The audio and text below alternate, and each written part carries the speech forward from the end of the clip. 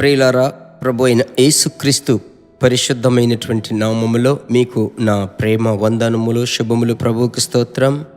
ప్రభు దయాళుడు. ప్రియులారా, Jesus meets YouTube family, GPS Robinson ఫేస్బుక్లో ఉన్నటువంటి కుటుంబములు మిమ్మలను తలంచున్నప్పుడెల్లా నేను సంతోషపడుతున్నాను. పరిశుద్ధాత్మునితో అనుదినము ఈ కార్యక్రమములో మీరు సందేశములు వినడము, ప్రార్థించడము, అది మాకు మిక్కిలి బలమును, ప్రోత్సాహమును కలుగచేస్తున్నది. ప్రభువుకే మహిమ. అదే రీతిగా పరిశుద్ధాత్మునితో అనుదినము ఈ క్లుప్త సందేశము లేదంటే ఈ షార్ట్ మెసేజ్ మీ హృదయములో ఒక నూతన బలమును తీసుకురావాలన్నదే నా ప్రార్థన. సరేనా? అలాగైతే ఈ దినం ప్రభు ఏమి చెప్పబోతున్నాడు? అలాంటి ఆలోచన, ఆ ప్రశ్న మీలో ఉండవచ్చు. వెంటనే వాక్యములోనికి వెళ్దాం. సరేనా? అపోస్తలుల కార్యములు 6వ అధ్యాయం 8వ వచనం. స్టెఫను కృపతోనూ బలముతోనూ నిండినవాడై ప్రజల మధ్య మహత్కార్యములను, గొప్ప సూచక క్రియలను చేయుచుండెను. స్టెఫను బైబిల్ గ్రంథంలో చెప్పబడి ఉంది. విశ్వాసము చేత బలముతో నిండిన వాడై ప్రజల మధ్య సూచక క్రియలు, మహత్కార్యములు చేస్తున్నాడు. ఎవరి స్టెఫను? మీకందరికీ తెలుసు. 2-3 వచనముల పైన చూస్తే ఆ యొక్క ఆహారమును పంచిపెట్టుటకు, బంతి విచారించుటకు ఒక బృందమును సిద్ధపరిచారు.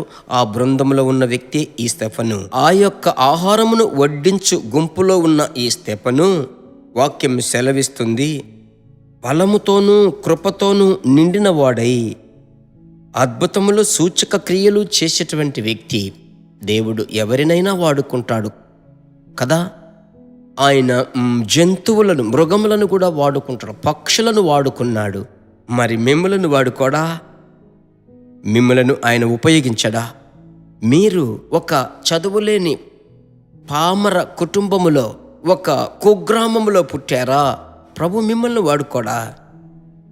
జీవితం అనే పయనములో కృంగిపోయి నలిగిపోయి ఉన్నారా? మిమ్మలను ప్రభు వాడుకుంటాడు. అయితే ఒకటి నా ప్రియ దేవుని బిడ్డలారా, ఆ వచనములో నేను ఒకటి నేర్చుకున్నాను. స్టెఫను కృపతోనూ బలముతోనూ విశ్వాసముతో నిండి ఉన్నాడు.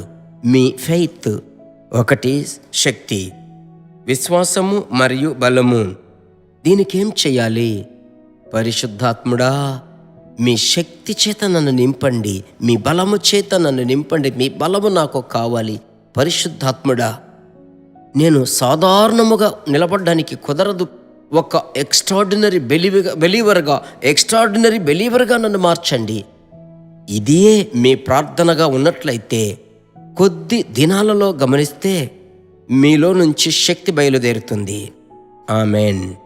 ప్రభువుకు మీరు అవసరం తెలుసా? మీ కుటుంబం ప్రభువుకు కావాలి. మీరు అనుకోవచ్చు, నేనైతే ఒక పురుగును, నేనైతే ఒక దుమ్మును, ధూళిని, ఎందుకు పనికిరాని వాడను, నేను బలహీనుడను. ప్రభువు మీకు చెప్పుచున్నటువంటి మాట, ప్రభు బిడ్డలారా, నేను నా చేతితో నిన్ను పట్టుకోవడానికి ఇష్టపడుతున్నాను. సోలిపోవద్దు. నీ కన్నీటి మార్గం ఆశ్చర్యమైన మార్గముగా మారుతుంది. చీకటిలో వెలుగు ప్రకాశించును.